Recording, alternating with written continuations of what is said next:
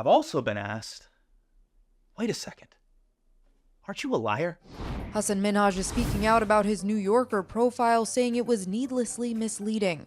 In the profile, it was alleged that he fabricated or exaggerated elements of stories he tells in his stand-up comedy, a bombshell story that raised questions about his public persona. In a statement to The Hollywood Reporter, he says there were omissions and factual errors in the New Yorker article that misrepresented my life story. So I wanted to give people the context and materials I provided The New Yorker with full transparency. In a lengthy video, Minhaj provided more context on 3 stories from his stand-up act that drew scrutiny in The New Yorker. Being rejected from prom because of racism, his run-ins with undercover law enforcement surveilling the Muslim community in his hometown, and an anthrax scare he had at his home. I'm aware even talking about this now feels so trivial.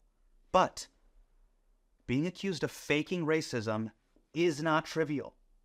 It is very serious and it demands an explanation. He noted, "The reason I feel horrible is because I'm not a psycho, but this New Yorker article definitely made me look like one. It was so needlessly misleading, not just about my stand-up, but also about me as a person."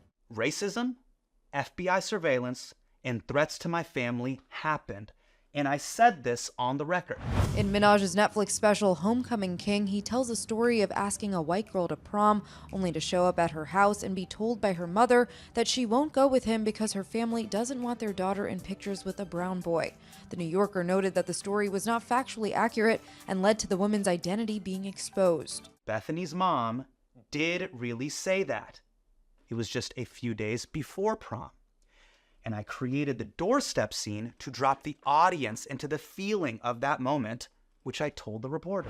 Minhaj said he and his team provided The New Yorker with emails and texts that corroborated the story, and yet they misled readers by excluding all of that and splicing 2 different quotes together to leave you thinking that I made up a racist incident. This whole paragraph makes it sound like I got friend-zoned by Bethany, and then I turned into an angry incel and then faked racism to get back at her.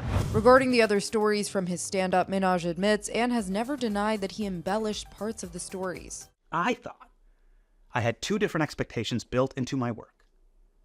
My work as a storytelling comedian and my work as a political comedian, where facts always come first.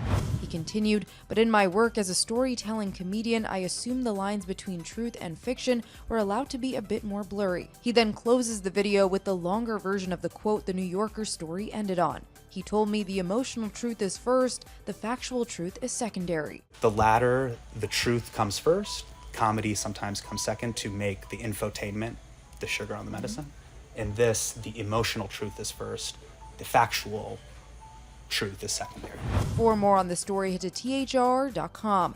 And for the latest entertainment news and updates, keep watching The Hollywood Reporter News.